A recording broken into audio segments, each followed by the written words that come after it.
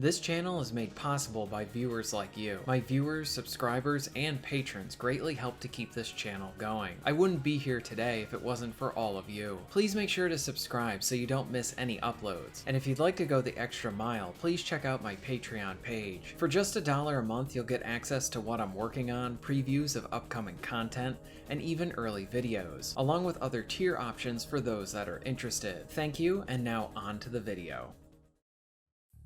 Survival horror games are something that provide this unique sense of vulnerability and empowerment that is so specific for those types of games. At times, you can feel like you can handle a situation, and then at the same time, you feel like you could totally get destroyed.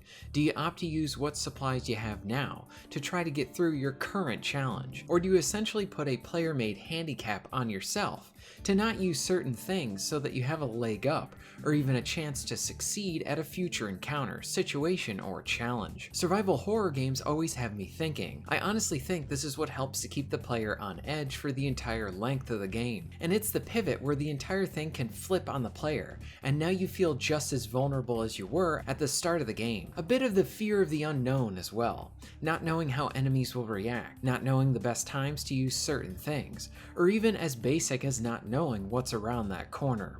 Recently, we got some really cool news related to a criminally underrated survival horror title. It appears that Alien Isolation is going to be returning in the form of a sequel. I remember when Alien Isolation originally came out. It was one of those titles that I was very interested in. A lot of this came from my love of the IP. Alien and Aliens are two great films. Isolation was going to be more in line with the first Alien film than the second. More survival horror than, say, action survival horror. I also heard too that the game would have an alien that would be chasing you throughout the entire facility. And funny enough, I remember reading that you could not even kill it. I was a bit concerned by this and how it would work, and if it would be something that would suit my personal tastes. I got the game as a gift and tried it out. Man, did that title blow me away. There's so many excellent aspects about it to praise. The look of the game feels ripped right from the film. The story acts as an enjoyable companion piece to the film as well.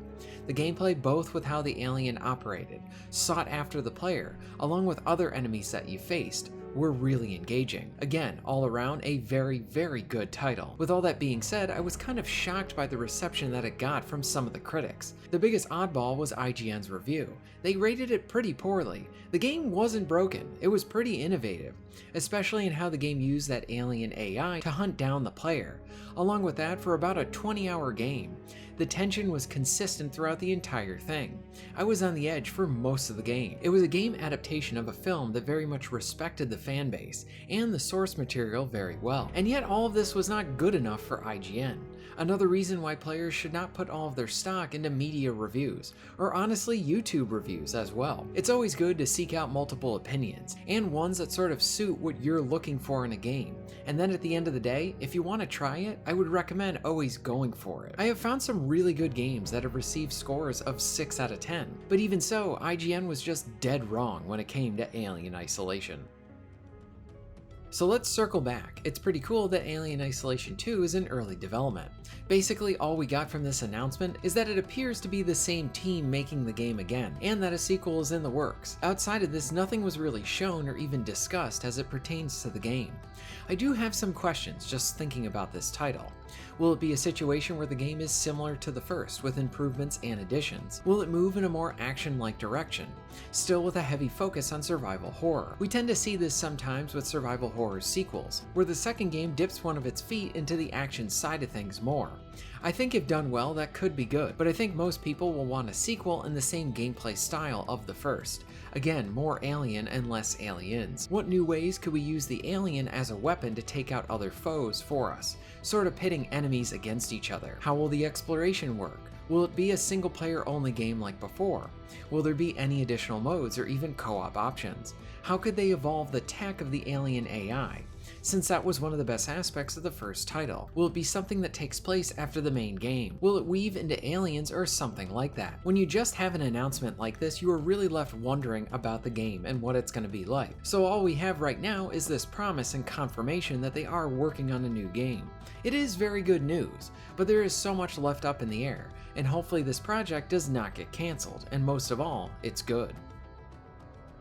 So yes, the announcement is cool, and I thought it was a really nice surprise seeing it occur on Twitter. But I do have some concerns based on some recent posts I have seen. I saw some discussions floating around Twitter regarding Alien Isolation 2, so take this with a grain of salt as well. We haven't seen anything related to the game, and we don't know too much about it yet. But apparently about 10% of the original team is working on this title. Yes, it is the same developer, but the talent that makes up that team, much of them have apparently left the studio. If that is the case, then this is not the same team that made the original.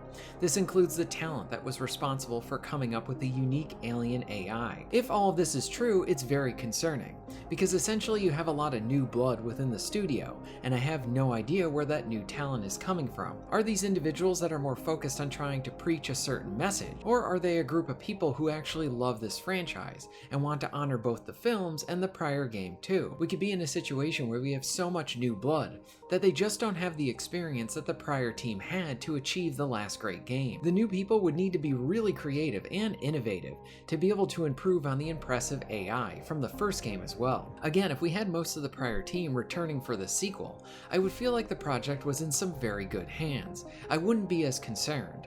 But when it seems that the majority of your team is now new, this is where I start to question if the sequel can really deliver on what the fans want from the game. Because I think that most of us would not prefer a sequel if they could not at least match the quality of the last game. If the sequel is better, wonderful. That's a much harder task, but if you can at least match and maybe improve in some areas with a satisfying campaign experience, I'll probably be very happy with it. Now, the other elephant in the room is that Sega is the publisher, and they are a client of a DEI type consulting group. I know that this is something that is very much increasing in the concern of gamers whenever this stuff is seen, especially nowadays. I do think when we see this stuff, it is important to note it too, that consulting is done in many forms, and the capacity in which that group works on the game is going to vary from game to game. They may not really be involved with this title, whereas another Sega title, they might be heavily involved. They could be involved more with the writing on one, and then be in a different role with another. Look, as a general rule, I want entertainment over getting any sort of preachy progressive nonsense thrown in my game. I want something that respects the source material and its legacy. While the fact that a consulting group like this is involved with the game in some capacity, that does not automatically mean that the game is bad, but it does add to why I am concerned about this title too. And it is something to keep an eye out for as we start to see stuff shown about the game. This isn't meant to rain on the parade of the announcement, but rather something else I found that was interesting about the information released after the announcement. So like many of you, I appreciate and adore this genre as well. The original Dead Space titles, Resident Evil series, and the very underrated Evil Within games are among my favorites, along with Alien Isolation. But rarely, and I mean rarely, do I actually get scared within this genre. The original Alien Isolation is such a gripping experience. It was a game that I found my heart rate actually being elevated when I played it. The immersive aspects combined with that gameplay was just so compelling. It definitely deserved a sequel. It is really a title that should not have been underrated, but for whatever reason, media critics took a lot of issues with that game. They're entitled to that, and many of them are wrong. But for a sequel, I sort of stand by the same feeling with any other legacy games, like say Terminator or RoboCop. I want the people making them, writing them, and all of that to be fans themselves of the source material, respect it, and do a good job. It's been so long since the first game. If you're going to make that sequel, then it better be good. And for the love of God, do not current day the game with its writing.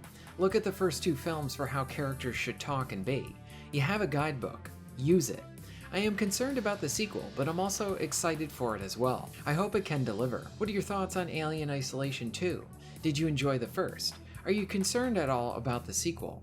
Let me know in the comments down below. If you're interested in supporting the channel, please check out my Patreon page. For just $1 a month, you can help to keep this channel going strong, and this allows me to be able to do more for my awesome audience. Please check out the links in the description and pinned comment for ways to support the channel. And most of all, thank you very much for watching.